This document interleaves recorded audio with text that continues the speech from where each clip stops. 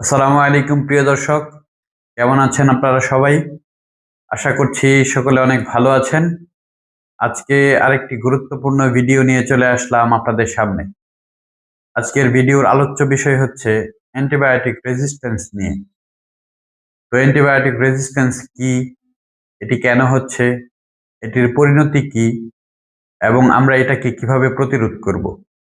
তো চলুন শুরু করা যাক। অ্যান্টিবায়োটিক রেজিস্ট্যান্স কি? যে অ্যান্টিবায়োটিক আপনার শরীরের ব্যাকটেরিয়াগুলোকে আগে মেরে ফেলতে পারত, সেই অ্যান্টিবায়োটিক পুনরায় আপনার শরীরে কাজ করছে না।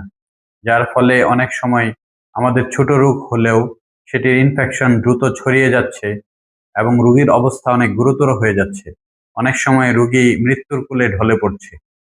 বাংলাদেশে কেন এটি ভয়াবহ আকার ধারণ করেছে? আমাদের মধ্যে এরকম অনেকেই রয়েছেন যারা ডাক্তারের পরামর্শ ছাড়া ফার্মেসি থেকে ওষুধ কিনে এনে খান, কিংবা সাধারণ জ্বর, সর্দি কাশিতেও অ্যান্টিবায়োটিক সেবন করেন, কিংবা ইদানিং সময়ে হাঁস, মুরগি, গরু, ছাগল কিংবা গৃহপালিত কোনো পশুর উপর অ্যান্টিবায়োটিক প্রয়োগ করা হয় এবং এরপর এটি খাবারের মাধ্যমে আমাদের শরীরে প্রবেশ করে এবং ওই অ্যান্টিবায়োটিকের বিরুদ্ধে রেজিস্ট্যান্স তৈরি হয়।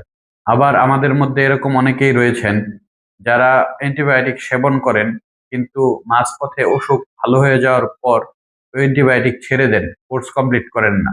সেই ক্ষেত্রেও আমাদের শরীরে অ্যান্টিবায়োটিকের বিরুদ্ধে রেজিস্ট্যান্স তৈরি হয়। এর পরিণতি কি?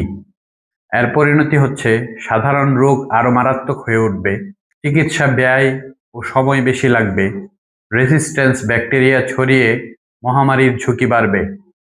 এখন আসি আমাদের করণীয় কি? আমাদের করণীয় হচ্ছে রেজিস্টার্ড ডাক্তারের পরামর্শ ব্যতীত অ্যান্টিবায়োটিক সেবন করা যাবে না। অ্যান্টিবায়োটিক শুরু করলে তার কোর্স সম্পূর্ণ করতে হবে। প্রেসক্রিপশন ছাড়া অ্যান্টিবায়োটিক খাবেন না এবং কাউকে গ্রহণ করতে দিবেন না। ভুয়া ডাক্তার এড়িয়ে চলতে হবে এবং অ্যান্টিবায়োটিক রেজিস্ট্যান্স সম্পর্কে নিজে জানতে হবে এবং পরিবারের সকলকে সচেতন করতে হবে। তো সকলকে ধন্যবাদ ভিডিওটি শেষ পর্যন্ত দেখার জন্য। সকলের জন্য অনেক অনেক শুভকামনা রইল।